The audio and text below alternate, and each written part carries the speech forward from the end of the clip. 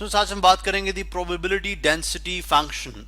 अब जब हम रैंडम वेरिएबल से डील करते हैं, जैसे कि हम पिछले लेक्चर्स में पढ़ के आए हैं, यानी ऐसे वेरिएबल जिनकी जो वैल्यूज हैं वो रैंडम प्रोसेसेस पे बेस करती हैं। जैसे आप कोई कॉइन को फ्लिप कर दें तो आप उसके जो आउटकम्स हैं आप कहते हैं जी कि 0 इफ हेड, ठीक है, और 1 इफ टेल, 1 इफ टेल। तो अब आप देखें कि हमने जो उसकी आउटकम्स हैं उनको नंबर्स के साथ एसोसिएट कर दिया। So if random variable is X, अगर ये रैंडम वेरिएबल कैपिटल एक्स से रिप्रेजेंट करें तो X can take on 0 and 1 value. तो अब ये क्या है, रैंडम वेरिएबल लेकिन फॉर डिस्क्रीट रैंडम वेरिएबल। ठीक है, ये क्या है, discrete random variable. Discrete random variable क्या है जी, कि जो फिनाइट वैल्यूज को टेक ऑन करता है, फिनाइट वैल्यूज। ठीक है, फिनाइट वैल्यूज है जिन वैल्यूज जो काउंटेबल वैल्यूज होती हैं, जिन वैल्यूज को हम काउंट कर सकते हैं। ठीक है, काउंटेबल इनफिनाइट वैल्यूज भी हो सकती हैं जो कि हम रैंडम यानी डिस्क्रीट रैंडम वेरिएबल की सूरत में डिफाइन करते हैं।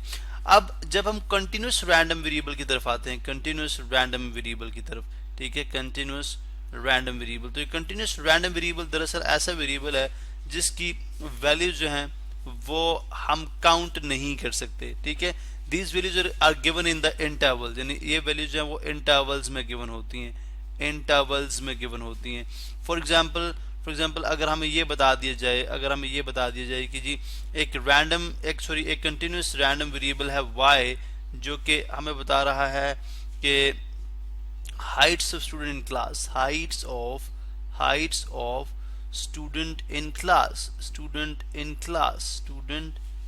In class. तो ये क्या हुआ, ये एक कंटिन्यूस रैंडम वेरिएबल है। चूंकि हाइट्स जो हैं अगर आप एक्यूरेटली मेजर करते हैं up to like 4-5 significant figures, तो आप देख सकते हैं कि जो हाइट्स जो हैं स्टूडेंट्स की, दे कैन बी लाइक, अगर आप फीट्स में बात करते हैं तो 4.501 फीट। ठीक है, इट कुड बी 4.502 फीट। ठीक है, इट कुड बी 4.001 फीट। अब आप देखें कि अगर मैं इंटरवल बता दूं जी कि जो स्टूडेंट्स की हाइट हैं वो 4 फीट से लेके 6 फीट तक हैं, तो definitely this is an interval. ये मैंने क्या डिफाइन कर दिया, ये इंटरवल डिफाइन कर दिया, जिसमें मैं यूं बात कर सकता हूं कि x इज ग्रेटर और इक्वल टू 4 एंड लेस और इक्वल टू 6। ठीक है, दिस इज एन इंटरवल। तो ये कंटिन्यूस रैंडम वेरिएबल की बात कर रहा हूं मैं यहाँ पे। अब क्वेश्चन ये कि what is probability density function. अब जब हम फंक्शन की बात करते हैं तो फंक्शन को ऑब्वियसली हम f of x which is equal to y, f of x equal to y, ये हमारे पास क्या है, फंक्शन। दैट मीन्स कि अगर मैं if I bring change in x, अगर मैं x के अंदर चेंज लेके आऊंगा तो मेरे पास y के अंदर चेंज आएगी। तो डेफिनेटली जब प्रोबेबिलिटी डेंसिटी फंक्शन की बात करते हैं तो वो हमारे एक रिलेशनशिप देगा in terms of X and Y. ठीक है, एंड सेकंड जो चीज़ है यहाँ पे वो ये है कि जो फंक्शन को जब आप ग्राफ प्लॉट करेंगे, फॉर एग्जांपल अगर मैं रिप्रेजेंट करता हूँ यहाँ पे कोई फंक्शन, ठीक है, यहाँ मैं कहता हूँ जी कि let's suppose x is the function, x represents amount of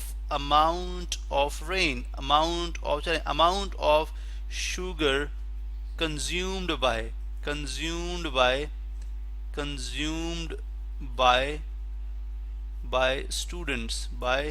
students per day। ठीक है, अब इट कुड बी एनीथिंग, यानी ये कोई भी क्वांटिटी हो सकती है। फॉर एग्जांपल मैं इसको अगर मैं ग्राफ प्लॉट करता हूँ, for example this is my y axis, ठीक है, and this is my x axis. चलो मैं यहाँ पे शो करता हूँ, this is my y axis, this is my x axis. ठीक है, अब फर्ज करें कि जो फंक्शन है, एक मैं जनरली फंक्शन ड्रॉ करता हूँ, वो फंक्शन कुछ यूं बनता है। For example let's say this is the function, ठीक है, दिस इज द फंक्शन, ये फंक्शन है। ठीक है, अगर आप इसको प्रोबेबिलिटी डेंसिटी फंक्शन कहना चाह रहे हैं तो this function has to lie above X axis. ठीक है, above x axis, in other way we can say that this should lie within the first quadrant। ठीक है, above the x axis होना चाहिए ये function. This is x axis और अगर आप देखें तो ये कर्व जो है वो above x axis है। अब हम and it has to be positive, तो डेफिनेटली अगर आप देखें यहाँ पे, अगर मैं इस फंक्शन को रिप्रेजेंट कर रहा हूँ, ये amount of sugar consumed by students per day है, तो अगर हम बात करते हैं जी को स्टूडेंट जो है वो 2 ग्राम लाइक लेट्स सपोज चले 0.2 ग्राम शुगर कंज्यूम करते हैं, ठीक है, 0.4 ग्राम शुगर कंज्यूम करते हैं, इस तरह 0.6 ग्राम भी कंज्यूम करने वाले हैं जो चाय में ज़्यादा चीनी का इस्तेमाल करते हैं, ज़्यादा मीठी चीज़ें खाते हैं, 0.8 ग्राम्स वाले भी हैं और लेट्स सपोज 1 ग्राम्स वाले भी हैं जो कि शुगर को कंज्यूम करते हैं। अब let's suppose this is an interval 0 ग्राम से हम स्टार्ट करें, दिस इज एन इंटरवल, ठीक है, जो लोग बिल्कुल शुगर नहीं इस्तेमाल करते वो लोग भी हैं। तो बेसिकली हम बात करते हैं जी कि अगर मैं y एक्सिस पे ले लूं probability, let's suppose this represents, अगर मैं बात करता हूं 0.6 ग्राम 0.6 ग्राम 0.6 ग्राम, ठीक है, इट्स नॉट एग्जैक्टली 0.6 ग्राम, मैं इसको थोड़ा सा एग्जैक्टली लिख देता हूँ, ठीक है, चलेंगे, ठीक है, 0.6 ग्राम, ठीक है, और यहाँ पे मैं लिखता हूँ जी कि ये ऑन y एक्सिस आई से this is 0.5, this is the probability, ठीक है, दिस इज द प्रोबेबिलिटी।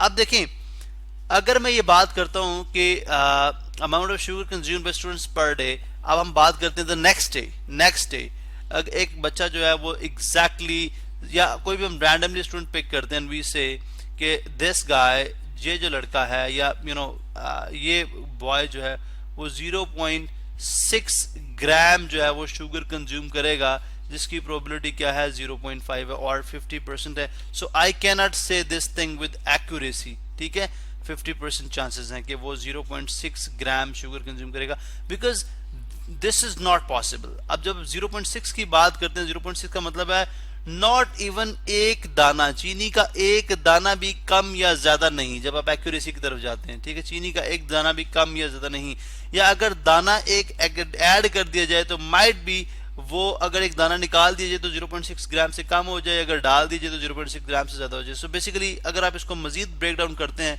तो हम एटम्स एंड मॉलिक्यूल्स की बात करते हैं, तो वी कैन नॉट से कि प्रोबेबिलिटी के एक बच्चा 0.6 ग्राम शुगर कंज्यूम करेगा उसके चांसेस 50% है। This is wrong, this is not possible, because हो सकता है कि 0.005900001 ग्राम यूज करे। ये भी पॉसिबल है कि हो सकता है 0.61001 ग्राम यूज करे। It could be anything above और बिलो 0.6 ग्राम। तो मैं एक एक्यूरेसी के साथ ये नहीं कह सकता कि एक बंदा जो है वो एग्जैक्टली 0.6 ग्राम ही शुगर, ये स्टूडेंट 0.6 ग्राम शुगर कंज्यूम करेगा। सो इसका मतलब है कि दिस इज नॉट पॉसिबल। अब जनरली हम क्या करते हैं, कि हम इंटरवल बताएंगे। For example I can tell the interval कि 0.4 ग्राम से लेके 0.8 ग्राम तक शुगर कंज्यूम करने वाले कितने लोग हैं, ठीक है, आई मीन कितने परसेंट चांसेस हैं कि लोग 0.4 से 0.8 ग्राम तक, या स्टूडेंट 0.4 से 0.8 ग्राम तक शुगर कंज्यूम करेंगे। This will be the probability. अगर मैं area under the curve find out कर लूंगा, ठीक है, so this will be the probability. अब एरिया अंडर द कर्व कैसे फाइंड आउट किया जाए, हम इसको कंटिन्यू करते हैं नेक्स्ट वीडियो में और इस पे मजीद कुछ डिस्कस करते हैं कि एरिया अंडर द कर्व कैसे फाइंड आउट किया जाएगा और मजीद इससे मुतालिक क्या इंफॉर्मेशन हमें मिलती है।